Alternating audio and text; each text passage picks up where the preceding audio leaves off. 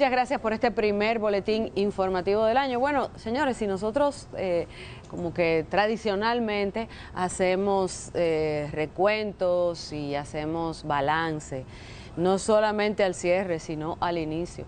Y bueno, recordemos en esta mesa algunas de las situaciones y temas que han sido protagonistas durante este año que recién acaba de pasar, año 2025, y una de las últimas informaciones que consternó al país fue ese gran apagón que vivimos. Eso fue en 11 de noviembre. El 11 de noviembre. El 11 de noviembre, esto fue un desastre mayúsculo en todo el país, que se quedó a oscuras, y sobre todo la ciudad de Santo Domingo, con la suspensión de la movilidad en el metro. Y eso trajo además otro tipo de repercusiones, porque incluso hubo destitución de funcionarios. Claro.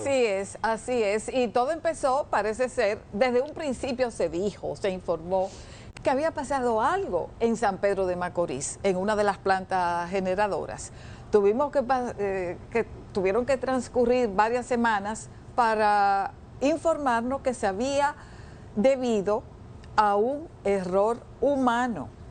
Pero sí, bueno. Justamente las autoridades, después de ese apagón, tardaron un par de semanas, hay que recordar, en rendir su informe del sector eléctrico de lo que había ocurrido. Fueron aproximadamente 9 horas de apagón, en las que todo el país quedó completamente apagado, con excepción de algunas zonas, por ejemplo en el este, pero aquí en el Gran Santo Domingo comenzó a la 1:18 de la tarde el apagón, y con ello también se paró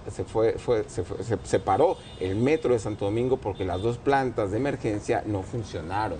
Se ordenó una investigación para determinar qué era lo que había pasado, y después, aunque no lo explicaron de esa manera, pero hubo destituciones, tanto en el metro como hubo cambios en el Intran, por supuesto, y también en el sector eléctrico. Pero esto no fue solamente el gran apagón del 11 de noviembre. Recordemos que ya desde el verano, aproximadamente junio, julio, hubo una serie de apagones largos, la gente se estuvo quejando, y de hecho el Poder Ejecutivo a mediados del año declaró emergencia para el sector eléctrico, para poder realizar durante todo un año compras de emergencia para poder enfrentar esa crisis eléctrica.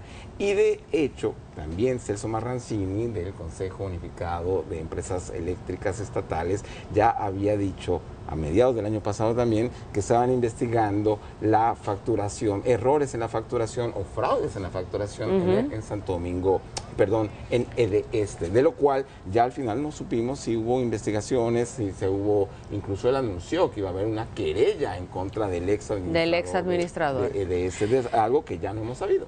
Recuerda que en los días en que ocurrió el gran apagón, nosotros entrevistamos por la línea telefónica al superintendente de electricidad y le preguntamos directamente qué había pasado, si la superintendencia tenía conocimiento o si había trabajado esta denuncia de don Celso, que se suponía que iba a terminar en algún tipo de querella, y el superintendente nos dijo que no tenía. Andrés Astacio, el superintendente, nos dijo que no había nada al respecto en la superintendencia de electricidad.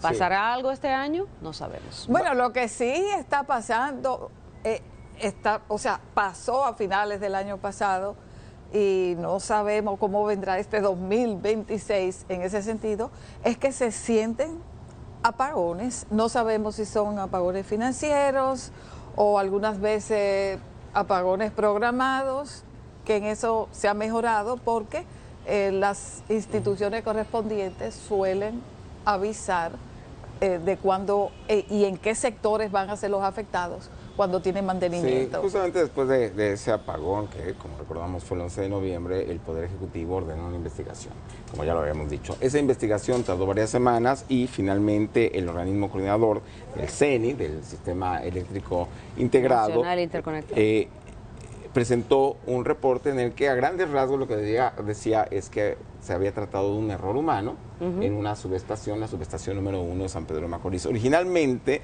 incluso recuerdo que en una comunicación esa tarde, el mismo Celso Marrancini había dicho que se trataba de un error en una generadora.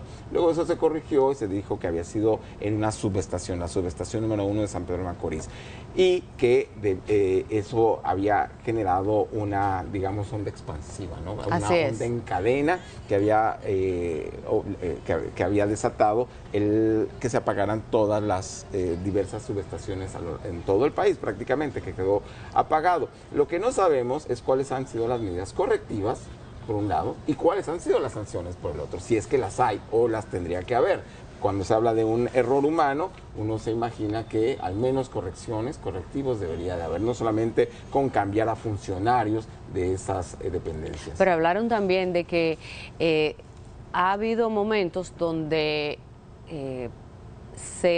donde salen de servicio por avería o por lo que sea, circuitos, y que no se producía este apagón general porque se aislaba el circuito, que algo tuvo que haber fallado en cuanto a la planificación y el cuidado de esta subestación o algo en el sistema, porque salió completamente y se apagó todo, no se aisló, que es lo que debería haber pasado. Es decir, si hubo este error humano, se interrumpió, se deprimió la generación, y entonces ese lugar debió haber quedado, ese circuito debió haber quedado aislado para que no impactara a los demás. Sí. Entonces no ocurrió esto. Y bueno, esperamos que eso se corrija, ¿no? Y que de hecho, justamente, perdona Ana, fue lo que pasó con el metro. Tenía tenía dos plantas de emergencia que no entraron en funcionamiento. No me lo recuerdes. Afectando a tanta gente durante tantas horas que no tenían ni siquiera dinero. No tenían dinero para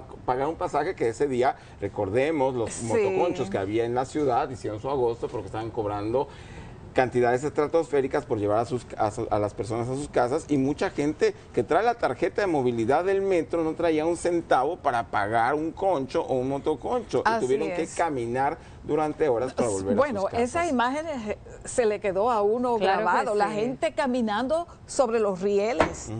Y bueno, y como tú dices, la gente que no estaba preparado para esa eventualidad y no andaba con más dinero en efectivo, o sea, para pagar otro transporte alterno, vamos a decir. Y hay que recordar, finalmente, después de una semana, el presidente de la República anunció la destitución del señor Santos, Rafael Santos Pérez. Decía que las dos plantas estaban recibiendo mantenimiento, justamente. Y además el combustible que tenían era muy viejo, fue la justificación. Que dijo en ese momento, y en su lugar nombraron a Yael Isa, que ya ha comenzado. De hecho, se les vio a finales del año pasado, se les vio en algunas ocasiones realizando supervisiones en conjunto con Rafael Santos. Esperemos que esto haya servido para que no vuelva a ocurrir, que estén, sobre todo en el caso del metro, que moviliza a tanta gente, que sus plantas estén lo suficientemente, tengan el mantenimiento adecuado para que no vuelva a ocurrir algo como lo que pasó ese 11 de noviembre. Sí, y cambiando